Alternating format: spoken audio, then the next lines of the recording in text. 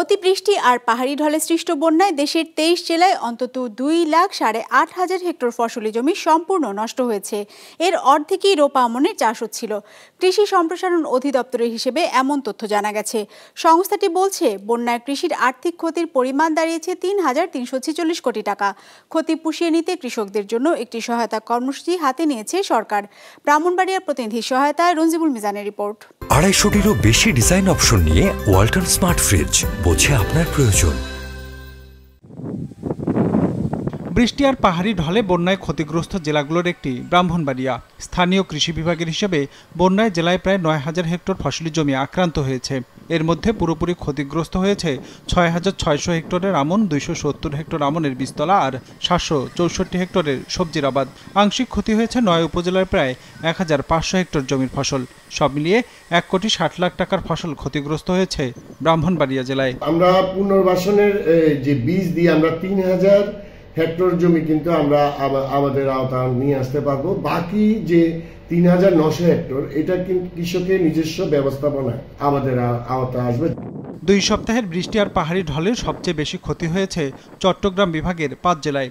কৃষি সম্প্রসারণ অধিদপ্তরের হিসাবে ৫ জেলা মিলিয়ে ২,০২,০০০ হেক্টর কৃষি জমি ক্ষতিগ্রস্ত হয়েছে, যার মধ্যে ৮৫,৯০০ হেক্টর ফসলি জমি সম্পূর্ণ ক্ষতিগ্রস্ত হয়েছে। নষ্ট হয়ে যাওয়া ফসলের পরিমাণ ৩,৮৮,০০০ টন, যার আর্থিক মূল্য ১,৮৫,০০,০০০ টাকা। আর ক্ষতিগ্রস্ত কৃষকের সংখ্যা ৭ লাখের বেশি। ৩০টা জেলার মধ্যে সবচেয়ে বেশি ক্ষতিগ্রস্ত আবার আমরা ১১টা জেলা, আমাদের নোয়াখালী আর ফেনী, কুমিল্লা, এই ৩টা জেলা মারাত্মকভাবে ক্ষতিগ্রস্ত। এবং ব্রাহ্মণবাড়িয়ার ২টা উপজেলা, কসবা, আখাউড়া, এটা মারাত্মক ক্ষতিগ্রস্ত হয়েছে। এখানে আমাদের প্রায় অনেকটা প্রচুর আমাদের এগ্রিকালচার ক্রপ, যেটা দণ্ডায়মান যে ফসলগুলো ছিল, তার একটা ক্ষয়ক্ষতি হয়েছে। কৃষি সম্প্রসারণ অধিদপ্তরের হিসাবে বন্যায় দেশের ২৩ জেলার ফসল ক্ষতিগ্রস্ত হয়েছে।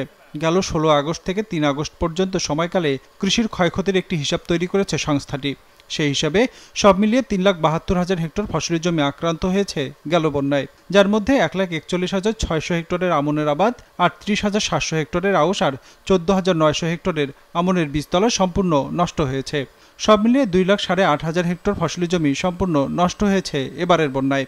এতে মোট ক্ষতির পরিমাণ দাঁড়িয়েছে ৩,৩৪৬ কোটি টাকায়। কৃষকরা তো একেবারে নিশ্চয় যে সে ইনভেস্ট করবে, সে সামর্থ্য তার নাই। ফসল করা নয়, শুধু নেক্সট ফসল আসা পর্যন্ত এই পিরিয়ডটা তাদেরকে সার্ভাইভ করার জন্য একটা অ্যালাউন্স দিতে হবে, যাতে করে তারা খেয়ে পরে মাঠে থাকতে পারে। যদি এই সাপোর্টটা আপনি না দেন, তাহলে এই লোকগুলো করবে কি, গ্রাম ছেড়ে শহরে চলে যাবে, মাইগ্রেশন হবে, শহরের উপরে একটা এক্সট্রা প্রেশার হবে, আর গ্রামে কিন্তু কৃষিটা কমে যাবে। প্রায় ১৪.৫ লক্ষ কৃষক এই যে দীর্ঘমেয়াদী বন্যায় আমাদের ফসলের তারা ক্ষতিগ্রস্ত, বিভিন্ন ফসল যাদের মাঠে দণ্ডায়মান ছিল তাদের ক্ষতি হয়েছে। বন্যার জন্য আমাদের টোটাল আমাদের মাননীয় কৃষি মন্ত্রণালয় থেকে ১৯৩ কোটি ২,২০,০০০ টাকার একটা কর্মসূচি গ্রহণ করা হয়েছে। কৃষকদের মাঝে বিনামূল্যে আমরা এগুলো বিতরণ করবো, যাতে তাদের ক্ষয়ক্ষতি পুষিয়ে নিতে পারে। কৃষির এই ক্ষতি কাটিয়ে উঠতে ইতোমধ্যে কৃষকদের মাঝে বিনামূল্যে আমনের বীজ, গ্রীষ্মকালীন সবজি আর সার প্রদান শুরু করেছে কৃষি সম্প্রসারণ অধিদপ্তর। এ বাবদ নিয়ে সরকারের একটি পুনর্বাসন কর্মসূচিতে বরাদ্দ রাখা হয়েছে ১৯৩ কোটি ২,২০,০০০ টাকা। রঞ্জিবুল মিজান, বিজনেস রিপোর্ট, মাছরাঙা টেলিভিশন।